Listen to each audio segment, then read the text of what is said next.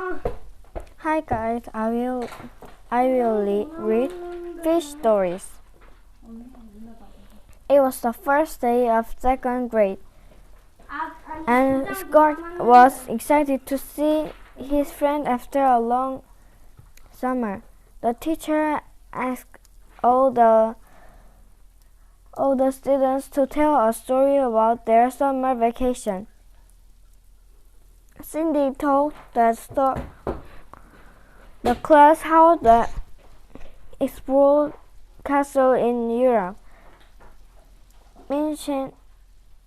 Minhel went horseback riding and hiking in the mountain. School didn't have any fascinating story to tell. He spent the summer with a babysitter while he said his parents worked. One Sunday, Dad took him fishing, but all he caught was a teeny tiny minnow. It was nearly his turn when Julie stood up.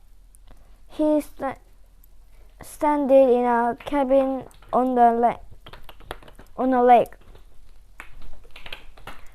I caught a fish as big as my lunchbox. Oh, Cindy gasped. That's so cool, added Mitchell. Whatever. I went fishing too,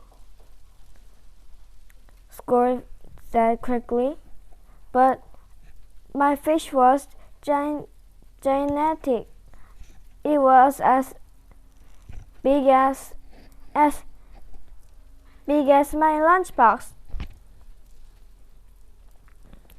Oh wow, said Julie. Did you take a picture? Of course. Scott replied, and before he knew, he had promised to bring a picture of to school the next day. Scott felt horrible. His heart felt like it was being squeezed thinner and thinner. What was he doing? What was he going to do? He had lied. He didn't have a picture of the fish and hadn't caught it. When they found out, his friends wouldn't want to be his friends anymore.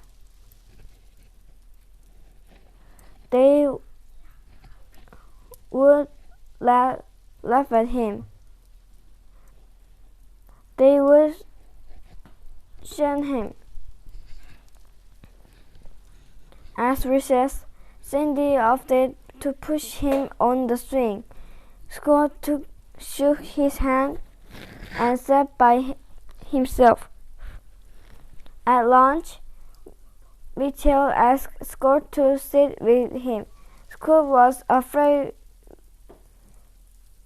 Mitchell would ask him questions about the gigantic fish, so Scott sat at an empty table instead. After school,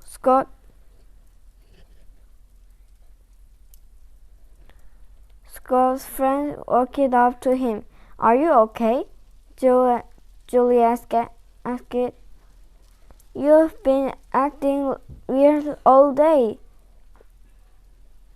Mitchell said. Scott's face redeepened.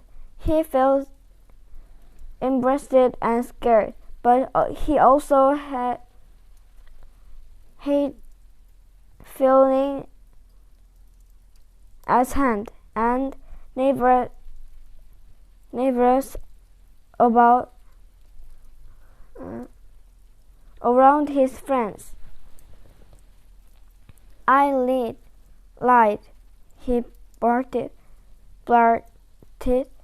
I only caught a small minnow, but I wanted to have a cool story to tell. Cindy hugged him. That's okay. Aren't you mad?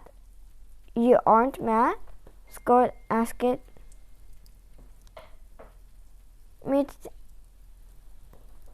Mitchell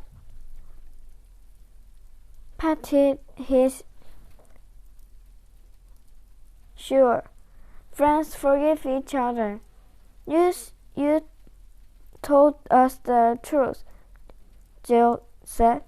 I bet that was hard to do. It sure was, Scott said, smiling. Suddenly he felt as light as a feather.